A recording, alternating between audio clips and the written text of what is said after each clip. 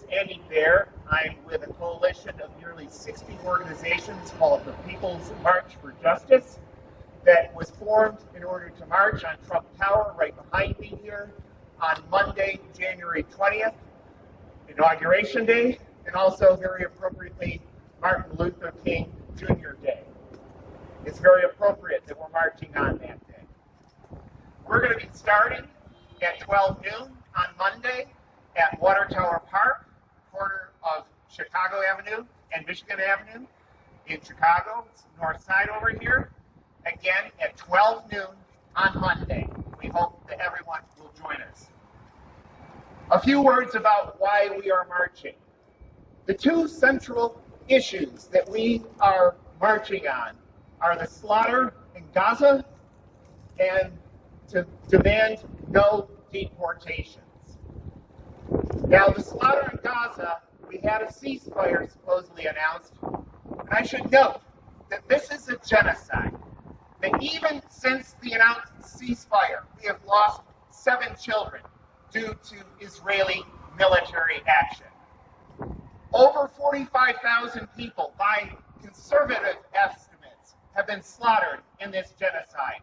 And according to reputable sources such as The Lancet, the British Medical Journal, those figures are probably well into the 6 figures of people slaughtered by Israel with United States support.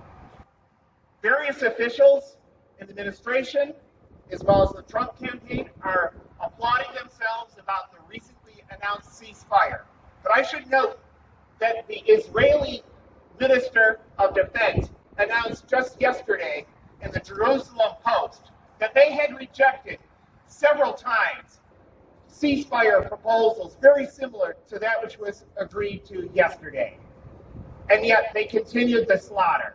And yet the Biden administration continued to send billions of dollars to Israel to continue the slaughter.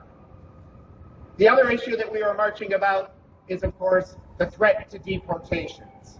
And both parties have been complicit on this. I should emphasize that this is a march against both parties, not just Donald Trump, because both parties have not only been complicit in the genocide in Gaza, both parties have been supporting the most reactionary anti-immigrant, anti-refugee legislation seen in many decades.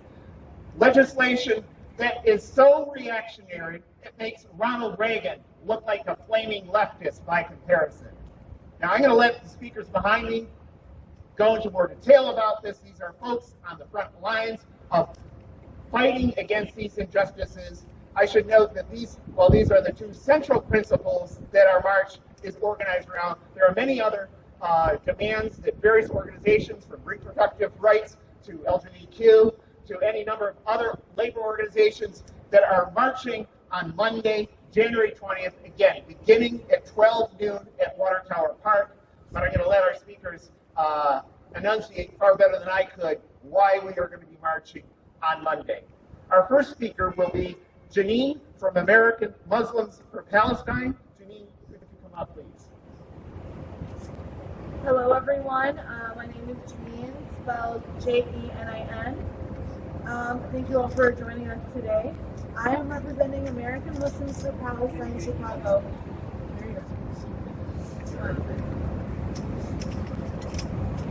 I am representing American Muslims for Palestine, Chicago today. I stand before you on January 16th, 2025, after 15 months of constant organizing and struggle. I stand before you today after 15 months of having to watch my homeland and my people be decimated and subjected to unheard of forms of torture and oppression. What the people of Gaza witnessed the past 15 months at the hands of Israeli and American violence is undescribable. Today, we stand at a moment of cautious hope and unwavering resolve. We acknowledge the ceasefire as a temporary respite, but we know that our struggle does not end here. It is only one chapter in a larger narrative of resilience, a resilience that spans continents, cultures, and generations. The ceasefire may have paused the violence for now, but as Andy mentioned, the bloodshed is still ongoing this second in Gaza.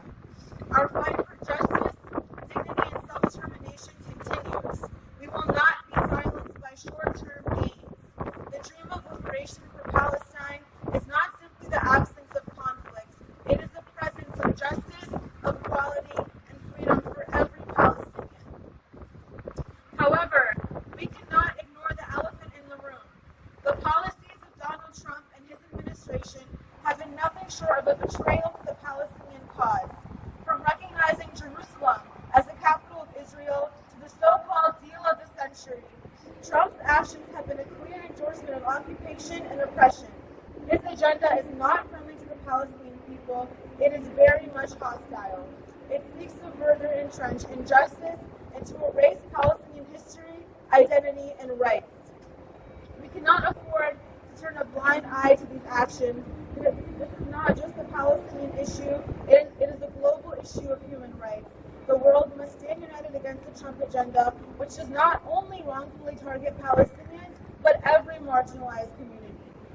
Let's be clear, Trump's agenda is not friendly to anyone who stands for justice, equality, and human dignity.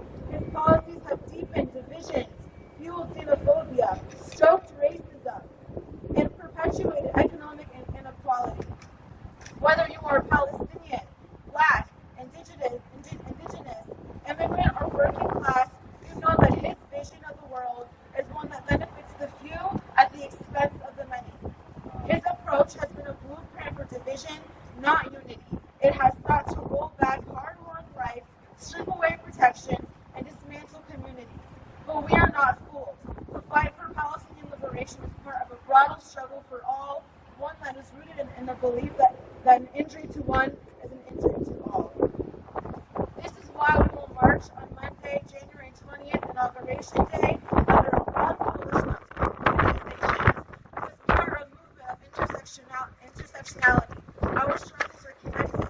We are fighting for the rights of the Palestinian people, but we are also fighting for the rights of indigenous people, for Black lives, for immigrant rights, for women's rights, for environmental justice, and for economic justice.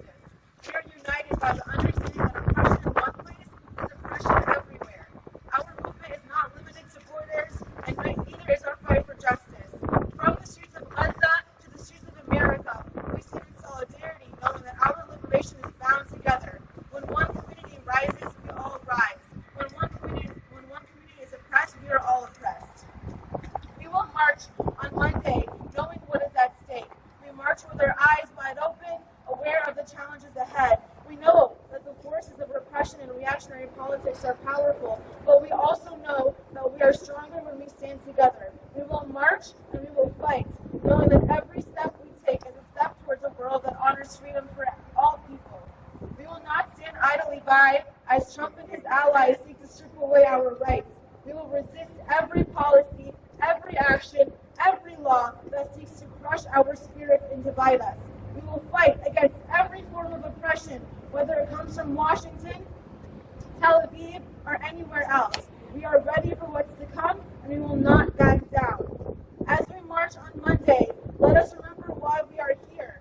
We are here for Palestine, for the over 200,000 Palestinians that have been slaughtered in Gaza in the past 15 months. We are here for our allies in aligned struggles against oppressive forces like imperialism and capitalism. We stand united, unwavering, and ready to fight against every repressive and reactionary policy enacted by the American government under Donald Trump or any oppressive government force, and any who follow in his footsteps. The struggle continues, and together we will win. Thank you so much. Free Palestine! Free Palestine! Thank you, Jean. And by the way, we're going to ask people to hold their questions to the end. We've just got 3 more speakers, and then we'll open it up for questions. Our next speaker is Rafael Cervantes, R-A-F-A-E-L, last name Cervantes, C-E-R-V-A-N-T-E-S. Rafael is a long-time Latin American solidarity activist. Buenos días a todos, todas. Good morning, everyone. Hemos estado aquí viendo esto que puede suceder. No es la primera vez. We've been watching and observing what is forthcoming, while also recognizing it's not the first time.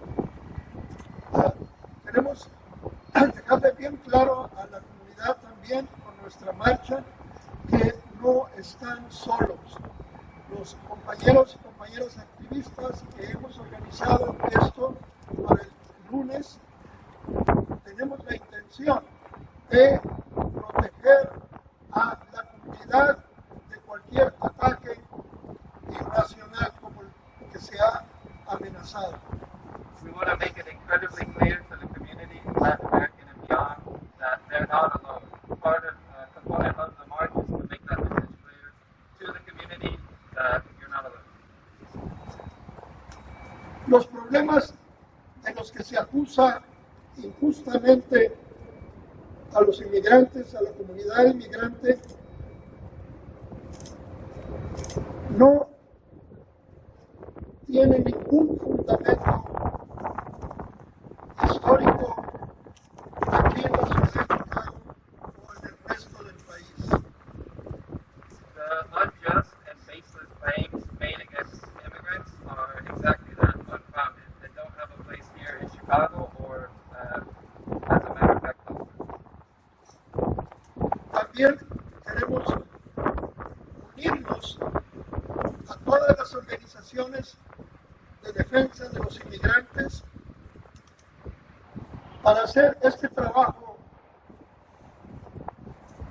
que comienza analizando que las causas de la pobreza en Estados Unidos, las causas de los que viven sin techo, las causas de los recortes en educación, en servicios, etcétera, no son ni pueden ser los inmigrantes. We aim to unite organizations. Y'all threw me off. That was great. We aim to unite organizations with organizations, again, within Latin American community and those defending immigrant rights to send a resound message that most of the things for which migrants are being scapegoated, economic instability, inflation, housing across jobs, etc. Yeah, again, unfounded, baseless, and scapegoated.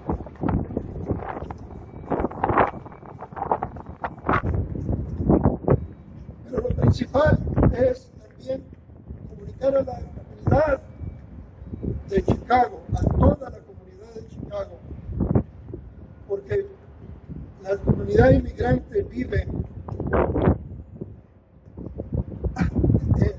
son los vecinos de toda la comunidad de la ciudad de Chicago. La comunidad inmigrante son los que trabajan en muchos centros aquí en Chicago y son parte de la comunidad de Chicago. La comunidad inmigrante vive junto con la comunidad afroamericana aquí en Chicago, la comunidad de otras nacionalidades, y vivimos juntos y en paz, y no necesitamos que nos vengan a dividir con acusaciones como las que se han hecho. These are our neighbors, both socially and across work, and we don't need and we reject the message to be divided, whereas the reality is one of peace and coexistence. Finalmente,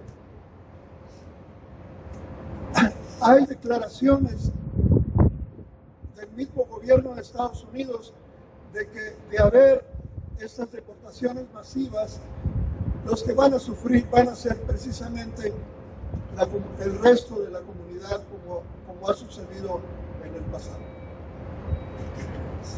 Lastly, these accusations made by the incoming government with regards to mass deportations are something we're seeing again, which are going to affect the community.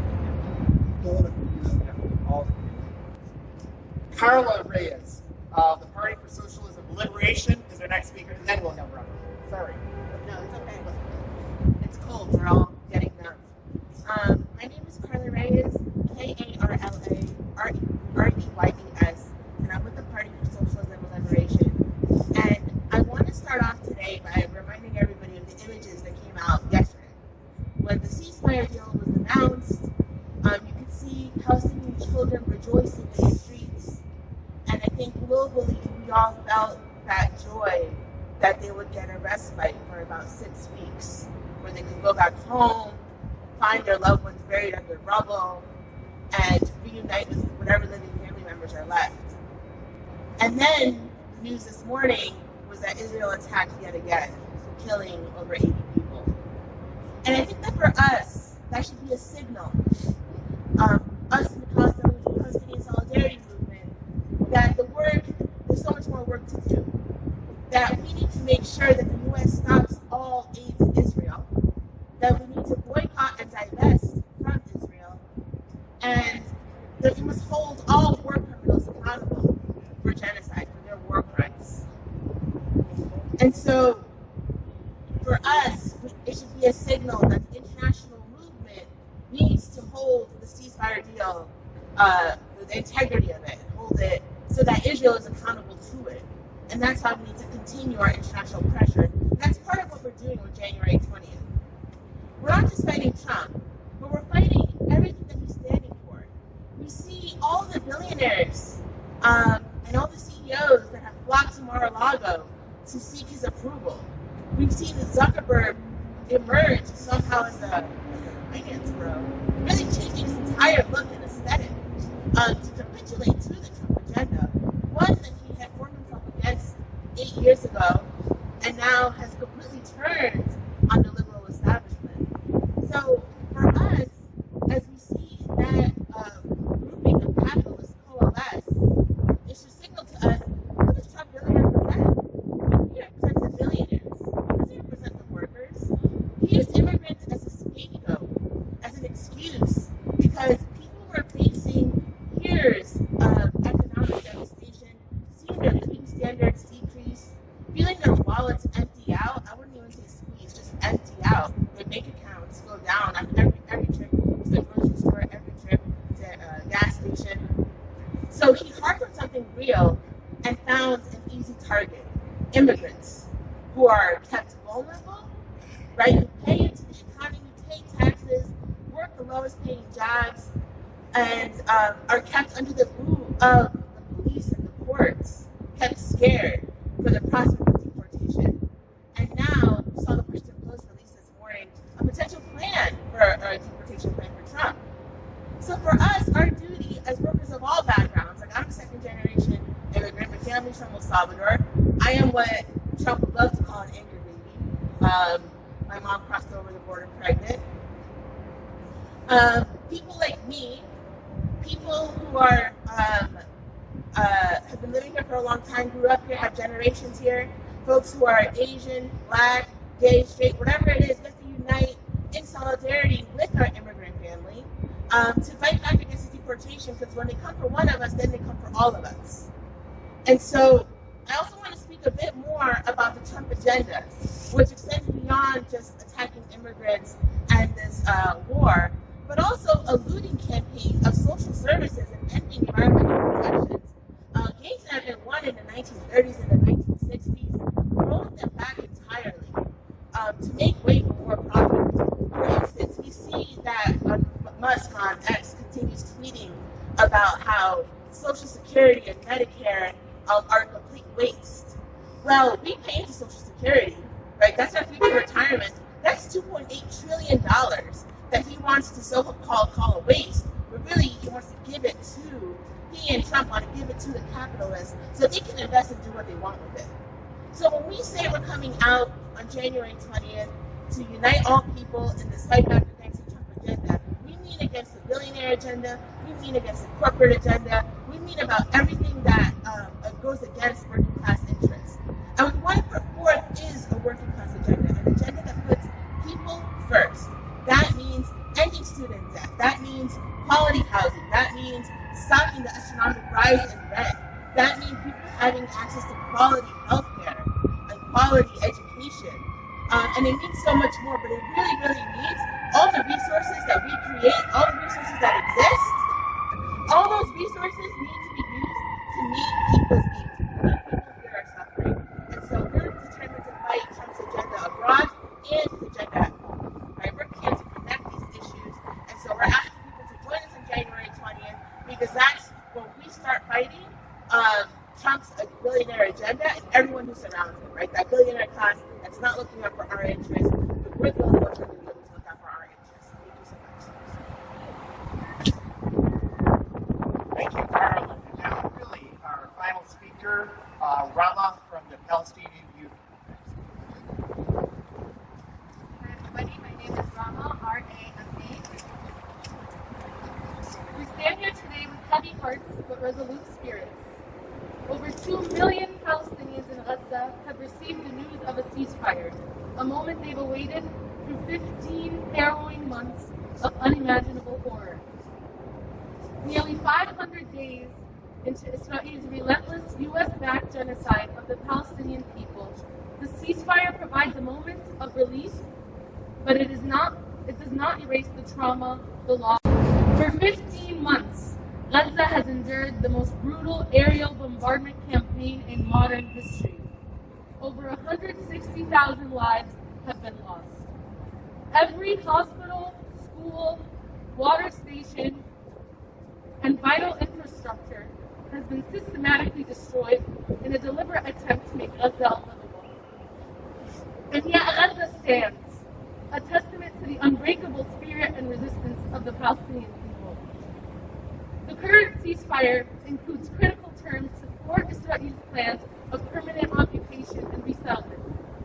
Netanyahu's ambitions to split Gaza and establish settlements in the Syrian corridor are being threatened, as evidenced by the Israeli cabinet's delay in voting on the ceasefire. Regardless, this news comes with the harsh reality that Gaza remains deeply scarred. Even on the night of the ceasefire, countless families will be displaced, seeking refuge in makeshift shelters. Every meter of Gaza bears the marks of devastation, and rebuilding will be a long and arduous journey, but is one that we commit to wholeheartedly. This moment demands more from all of us.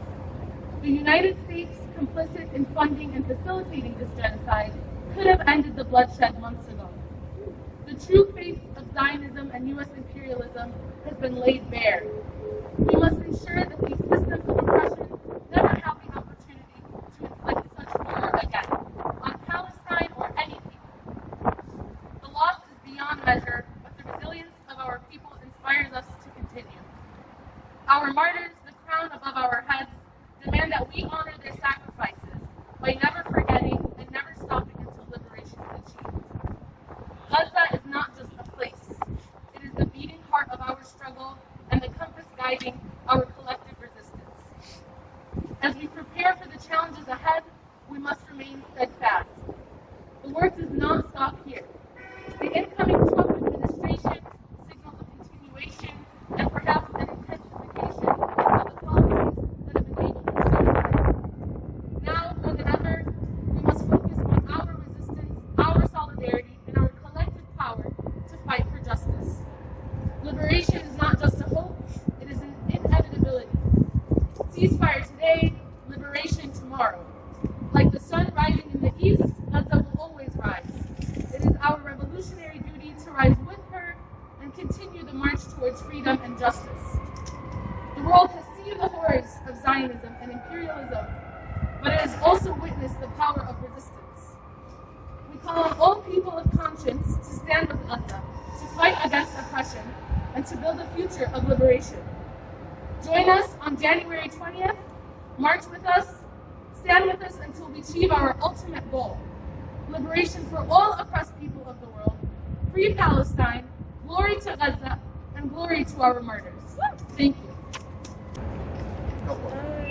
Yeah, I was just wondering, I know there's going to be also marches, particularly this Saturday, also known as People's Marches, one in Washington. I was wondering if this march was in solidarity or in conjunction with any of those marches happening across the nation. Oh yes, yes, we stand in solidarity with all who are fighting against oppression, whether under the current administration or the incoming one. And for those, frankly, who are wondering why we march, I think the basic thing is we've seen a lot of crimes out of both administrations. I mean, the Biden administration has spent the last 4 years trying to hold Trump accountable for his serial crimes, as have the courts, and they have utterly failed. Justice comes from the people.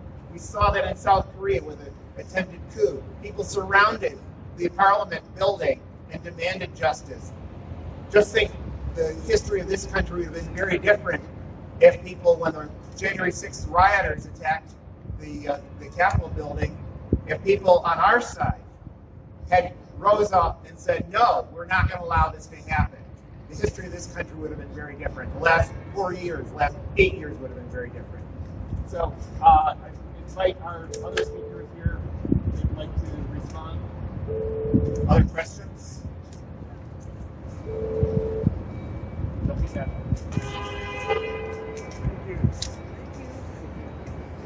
Okay, well, you can do one-on-ones afterwards here, and 12 noon, Water Tower Park, Chicago, Michigan, on Monday.